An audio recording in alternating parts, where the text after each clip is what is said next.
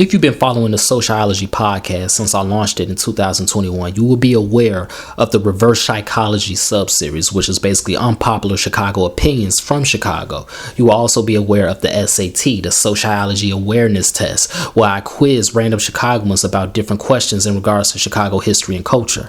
Well, this Black History Month, I'm introducing the ChicaGOATS sub-series. This is basically a Black Chicago history blitz that details and gives brief summaries of different Black Chicagoans that lived in our city and did great things in their respective careers and left a huge impact not on the city but on the entire world. So without further ado, let's get into it.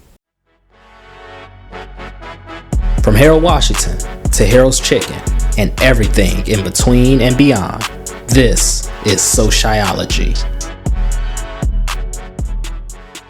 Does art imitate life, or does life imitate art? Or is it both? This episode is about the artist, Margaret Taylor-Burroughs.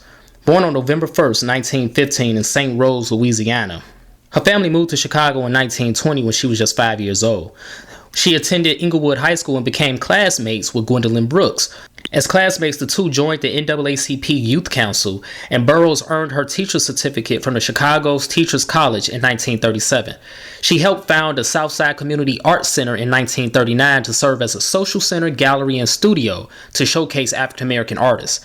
In 1946, Taylor-Burroughs earned a Bachelor's of Arts degree in Arts Education from the School of Art Institute in Chicago, where she also earned her Master's of Art in 1948. Burroughs taught at DuSable High School on Chicago's South Side from 1946 to 1969, and from 1969 to 1979 was a professor of humanities at the Kennedy King Community College.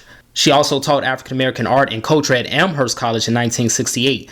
She was named Chicago Park District Commissioner by Mayor Harold Washington in 1985, a position she held until 2010.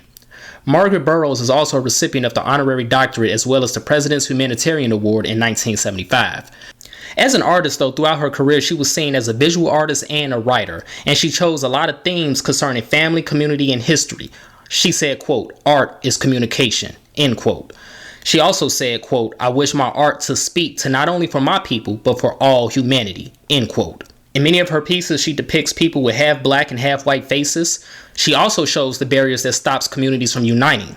Margaret and her husband Charles co-founded what is now known as the DuSable Museum of African American History in Chicago in 1961. The institution was originally known as the Ebony Museum of Negro History and Art and made its debut in the living room of their own house at 3806 South Michigan Avenue in the Bronzeville neighborhood. She served as the first executive director, and she was proud of the institution's grassroots beginning. She said, quote, "We're the only one that grew out of the indigenous Black community. We weren't started by anybody downtown. We were started by ordinary folks," end quote. She served as the executive director until she retired in 1985.